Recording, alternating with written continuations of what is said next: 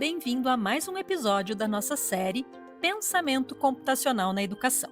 E hoje nós vamos explorar o tema inteligência artificial. E os questionamentos que nós vamos fazer aqui, alguns deles são: como que computadores aprendem? E se aprendem, quais são as implicações para o ensino e para a forma como nós vivemos?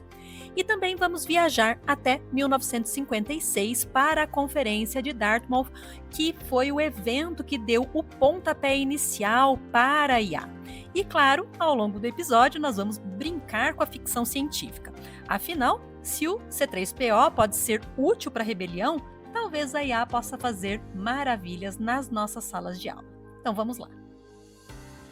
Então, antes de nós definirmos o que é inteligência artificial, nós precisamos entender o que significa inteligência.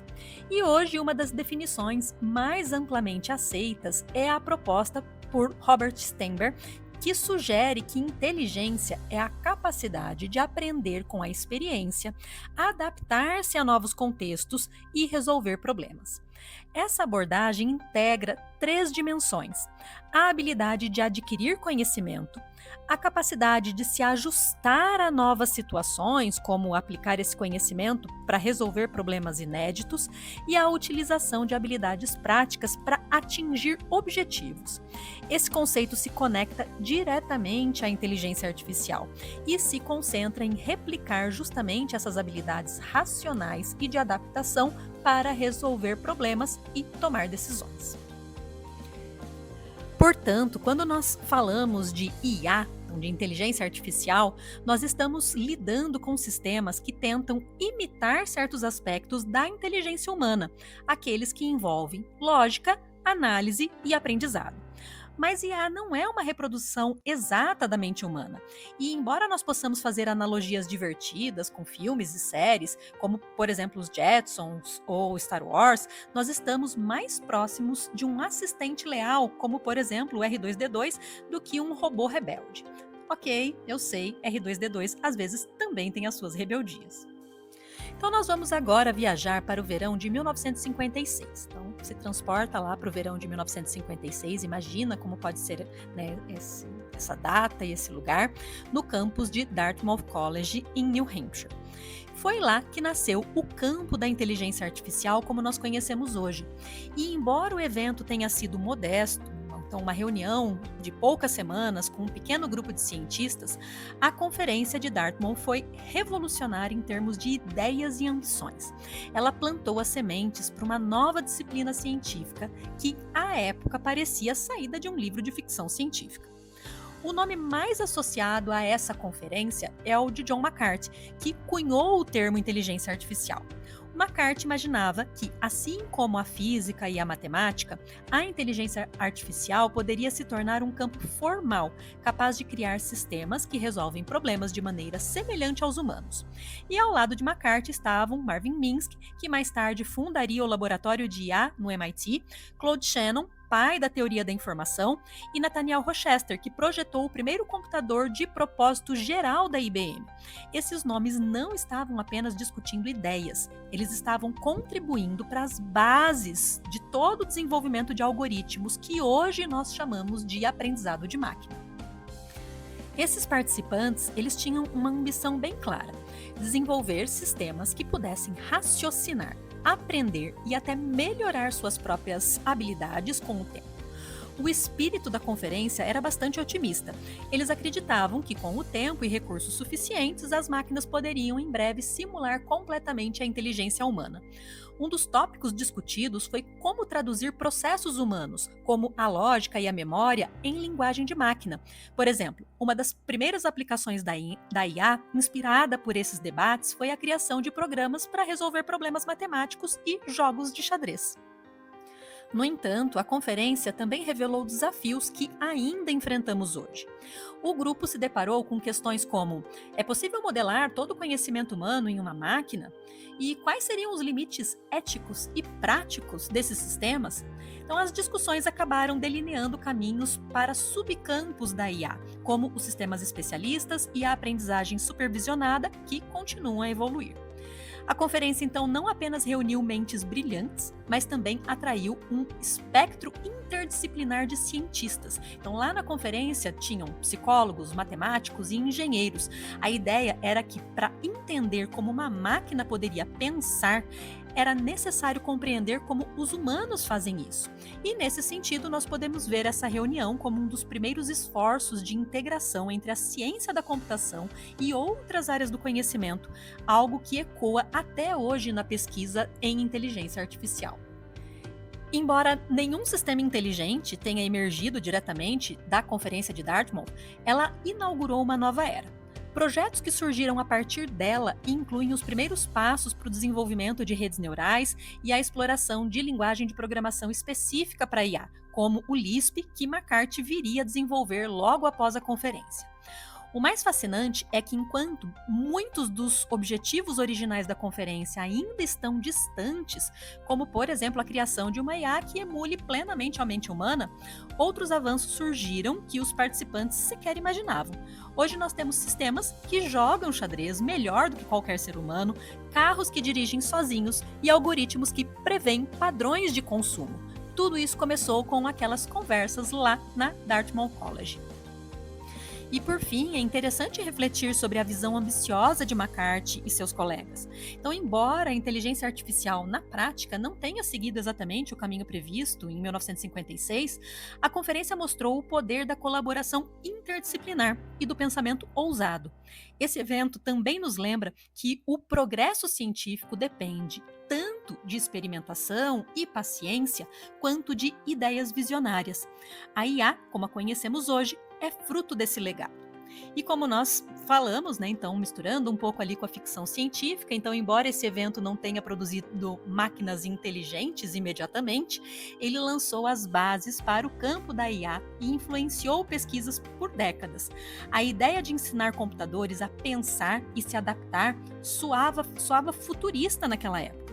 Um pouco como imaginar a Rose, lá dos Jetsons, limpando hoje em dia a nossa casa. A gente está longe ainda de ter uma Rose, mas quem sabe no futuro. E agora que nós estamos falando de inteligência e máquinas, é impossível não mencionar Isaac Asimov. Ele foi um dos escritores de ficção científica mais influentes do século XX e um pensador que antecipou muitas das questões éticas que enfrentamos hoje na área de inteligência artificial. Entre suas obras, uma das mais conhecidas está a coleção de contos Eu, Robô, que explora como robôs e humanos convivem em um futuro próximo. Asimov imaginou um mundo em que robôs fossem comuns, mas para garantir que essa convivência fosse segura, ele criou as 3 leis da robótica. Essas leis são simples, mas carregam implicações profundas. Então, se você não conhece as 3 leis, nós vamos enunciar elas rapidamente. Então, a primeira lei, ela diz o seguinte: um robô não pode ferir um ser humano ou, por inação, permitir que um humano seja ferido. A segunda lei, então as leis vão se complementando. A segunda lei, ela diz o seguinte: um robô deve obedecer às ordens que lhe forem dadas por seres humanos, exceto se essas ordens entrarem em conflito com a primeira lei. A terceira lei, então, ela diz: um robô deve proteger sua própria existência, desde que essa proteção não entre em conflito com a primeira ou a segunda lei. E essas leis servem como uma tentativa de garantir que os robôs nunca se tornem uma ameaça para os humanos. Mas com o tempo, Asimov percebeu que as leis precisavam de uma revisão mais ampla para abranger dilemas mais complexos. Então ele introduziu a chamada Lei Zero, que diz: um robô não pode causar mal à humanidade ou, por omissão, permitir que a humanidade sofra. Então a Lei Zero, ela coloca o bem-estar coletivo acima dos interesses individuais, o que traz um novo nível de sofisticação para a ética das máquinas. E embora Asimov escrevesse ficção, as questões levantadas por essas leis são mais relevantes do que nunca na era da IA.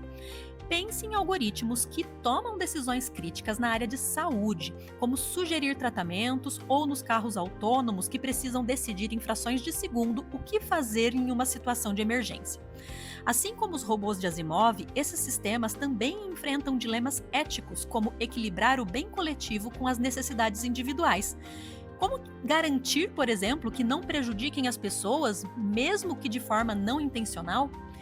E o fascinante é que Asimov, mesmo trabalhando no campo da ficção científica, estava muito à frente do seu tempo.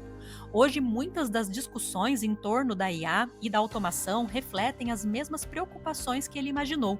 Isso inclui não apenas como programar sistemas para tomar decisões éticas, mas também como definir o que é ética em contextos diversos, como educação e saúde. Em um mundo onde algoritmos recomendam diagnósticos, sugerem conteúdos e até controlam carros, pensar nas leis da robótica e na Lei Zero nos ajuda a refletir sobre como criar sistemas que beneficiem toda uma sociedade. E aí, indo para a área da educação, hoje nós já vemos a IA em ação na educação. Ferramentas como, por exemplo, o Duolingo adaptam as lições conforme o desempenho do aluno. Se um estudante erra uma questão, o sistema oferece exercícios mais simples até que ele entenda o conteúdo. Se ele acerta, o desafio aumenta. É uma forma de personalizar a aprendizagem, garantindo que cada um possa evoluir no seu ritmo. Além disso, professores podem usar a IA para analisar dados de desempenho da turma e planejar atividades mais eficientes. Então, em vez de substituir os professores, a IA se torna uma aliada para liberar tempo e permitir que nós professores, então os professores, e eu me enquadro aqui nesse grupo, para que nós possamos nos concentrar no que importa, que é apoiar o desenvolvimento dos nossos estudantes. Durante o meu doutorado, eu trabalhei com o aprendizado de máquina e agentes autônomos para modelar o comportamento de pedestres em situações de emergência. Imagine a seguinte situação: evacuar um estádio lotado, um estádio de futebol, por exemplo, lotado em meio a uma situação de pânico. Como que nós podemos utilizar as ferramentas como a inteligência artificial, por exemplo, para prever a dinâmica do movimento das pessoas? Então, a IA nos permite simular esses cenários complexos, onde pequenas decisões individuais podem ter consequências massivas no fluxo coletivo. Aprender com essas simulações foi muito importante para mim, principalmente. Como eu falei, era minha tese de doutorado, mas como um instrumento que pode ajudar outras pessoas a fazer esse tipo de previsão. E me fez entender que a IA não é uma ameaça, mas uma ferramenta para analisar padrões difíceis de captar intuitivamente. Essa mesma lógica se aplica à educação.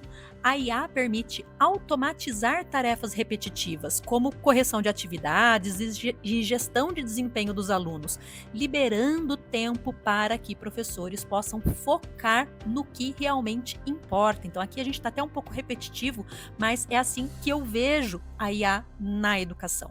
Então, ela está ali justamente permitindo que nós possamos trabalhar com mais inspiração, que nós possamos engajar e acompanhar cada estudante de forma mais próxima.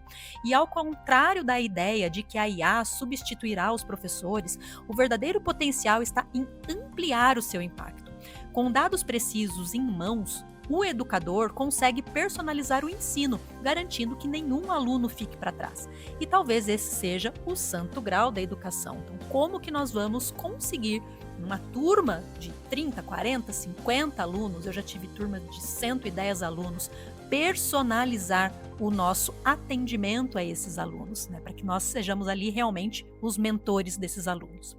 Então, desde a conferência de Dartmouth, a IA percorre um longo caminho, e a educação é parte essencial dessa jornada, não apenas como campo de aplicação, mas também como um terreno fértil para preparar cidadãos críticos, éticos e capazes de interagir com essas tecnologias de maneira responsável.